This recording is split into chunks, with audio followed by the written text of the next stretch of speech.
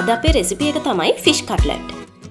මේ fish cutlet එකට අපිට ඕන කරනවා තම්බගත්ත අල ග්‍රෑම් 300යි, තින් මාළු ග්‍රෑම් 250යි, බිත්තර 2යි, පාන් කුඩු ග්‍රෑම් 100යි, අමු මිරිස් කරල් 2යි, ලුණු ග්‍රෑම් 100යි, කරපිංචා ටිකකුයි, රසපදමට ලුණු ටිකකුයි, ගම්මිරිස් තේ හැඳි භාගෙකුයි, නාරං හරි දෙහි ඇඹුල් හරි ටිකකුයි, කට්ලට් බැද ගන්න තෙල් ටිකකුයි.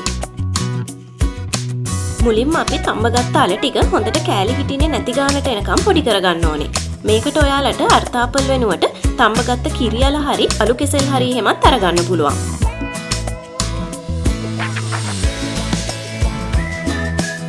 දැන් සැමන් ටිකත් හොඳට පොඩි කරගන්න.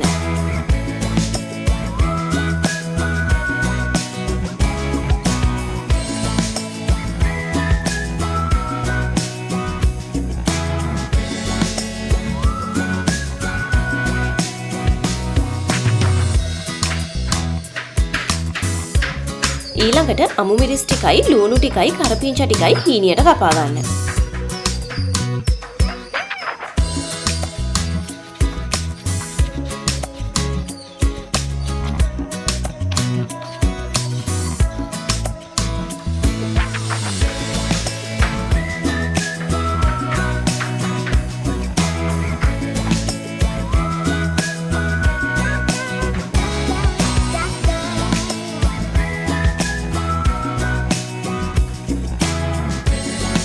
දැන් පෑන් එකකට තෙල් ටිකක් දාලා මේ කපාගත්ත ලුණු මිරිස් ටික ටිකක් බැද ගන්න.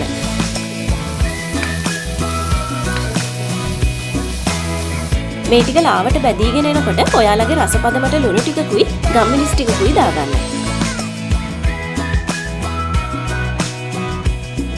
ඊළඟට සැමන් ටික දාලා කලවම් කරගන්න.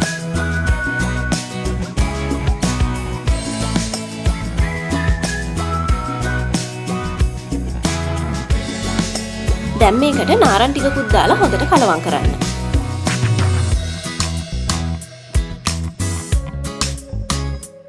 අන්තිමට පොඩි කරගත්ත අල ටික දාලා සැමන් ටිකත් එක්ක හොඳට කලවම් කරගන්න.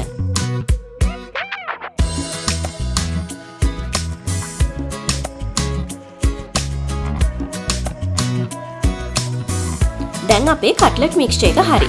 මේක දැන් ලිපෙන් අයින් කරලා ටිකක් වෙලා නිමෙන්න තියන්න. ඊළඟට මේකෙන් සාමාන්‍ය තරමේ කට්ලට් බෝල ටිකක් හදාගන්න.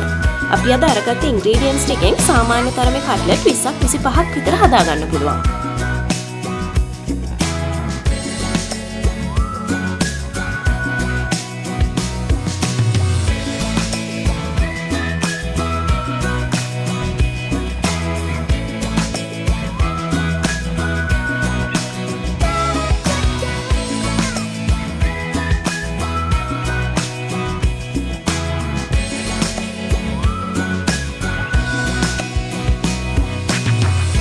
කට්ලට් බෝල ටික හදලා ඉවරුණාට පස්සේ බිත්තර ටික මේ විදිහට ටිකක් කලවම් කරලා කට්ලට් බෝල ටික බිත්තරවල තවරගන්න.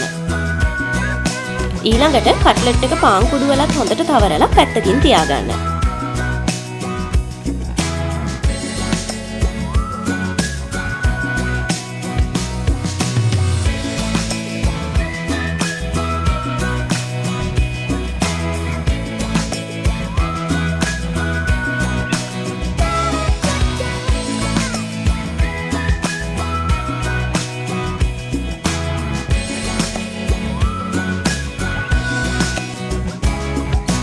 ඔක්කොම කට්ලට් ටික මේ විදිහට බිත්තර වලයි පාන් කුඩු වලයි තවරගන්න.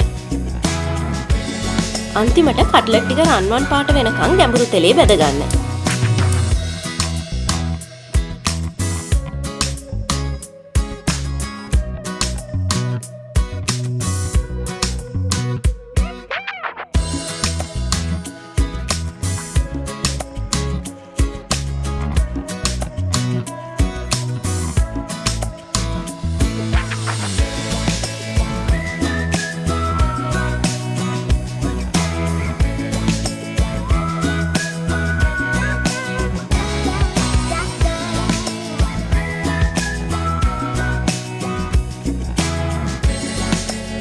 ඔයාලට පේනවනේ මේ කට්ලට් එක හරිම ලස්සනට ඇවිල්ලා තියෙනවා.